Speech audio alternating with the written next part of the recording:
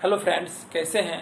तो चलिए अभी हम लोग इकोनॉमिक्स के फर्स्ट बुक यानी माइक्रो इकोनॉमिक्स व्यष्टि अर्थशास्त्र के चैप्टर 9th में पढ़ेंगे सीमांत आगम यानी मार्जिनल रेवेन्यू, जिसको शॉर्ट में कहते हैं MR, एवं कुल आगम मतलब टोटल रेवेन्यू, जिसको शॉर्ट में कहते हैं TR में संबंध। यानी सीमांत आगम और कुल आगम के बीच क्या संबंध है अभी हम लोग जानेंगे।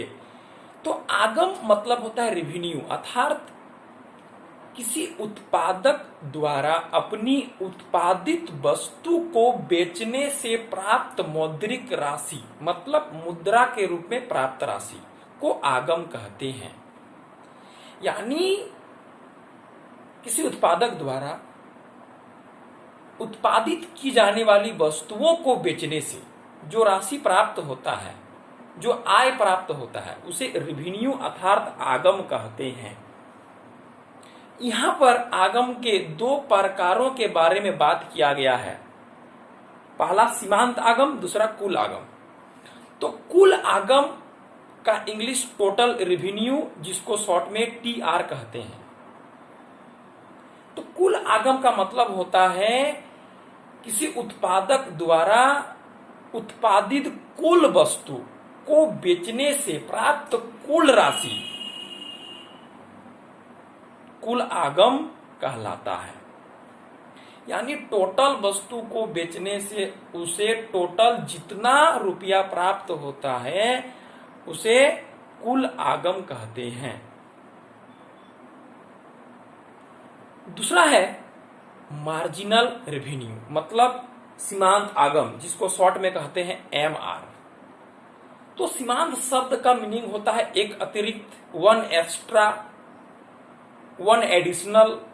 यानी किसी विक्रेता के द्वारा एक अतिरिक्त वस्तु को बेचने से जितना अतिरिक्त रुपया प्राप्त होता है उसे सीमांत आगम कहते हैं। जैसे यदि किसी विक्रेता को 4 इकाई बेचने से 12 रुपया प्राप्त होता है, ठीक, और 5 इकाई बेचने से 15 रुपया प्राप्त होता है, तो देखिए, तो 4 इकाई में 12 रुपया प्राप्त हुआ, उसे एक एक्स्ट्रा इकाई बेचा मतलब 5 इकाई बेचा तो उसे एक्स्ट्रा 3 रुपया प्राप्त हुआ। यही 3 रुपया ठो MR कहलाएगा, सीमांत आगम कहलाएगा, मार्जिनल रेवेन्यू। यानी एक अतिरिक्त वस्तु को बेचने से विक्रेता को जो अतिरिक्त रुपया प्राप्त होगा वह विक्रेता का सीमांत आगम होगा, सीमांत आय होगा, मार्जिनल रेवेन्यू होगा। ठीक है। तो सीमांत आगम और कुल आगम के बीच तब संबंध क्या है, यही तो प्रश्न है आज का। तो कहता है कि हम लोग चैप्टर 3 में पढ़ चुके हैं सीमांत उपयोगिता और कुल उपयोगिता के बीच रिलेशन।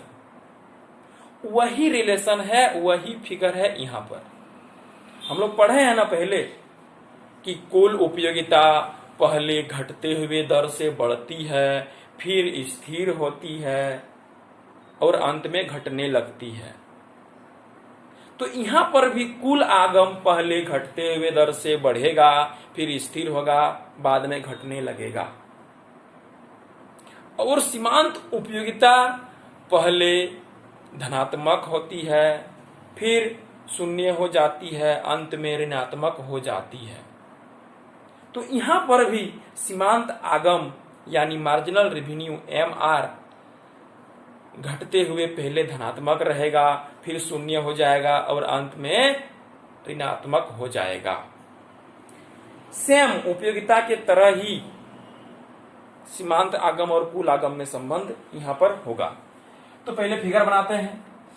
फिगर किस टाइप का बनेगा, फिगर भी सेम बनेगा, वही सीमांत उपयोगिता और कुल उपयोगिता के तरफ। एक तरफ हम लोग क्या लिखेंगे, बेची गई वस्तु की मात्रा, ठीक, और एक तरफ लिखेंगे, हम लोग पढ़ रहे हैं अभी क्या, आगम।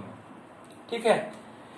तो कहता है सीमांत आगम घटते हुए पहले पॉजिटिव होता है उसके बाद शून्य हो जाता है, MR शून्य, उसके बाद वह नेगेटिव हो जाता है, MR नेगेटिव।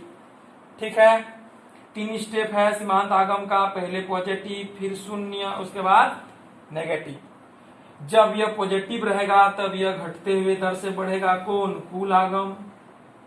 ठीक, जैसे सीमांत आगम 0 हो जाएगा तो कुल आगम अधिकतम यानी स्थिर हो जाएगा, यहां पर पहुंचेगा।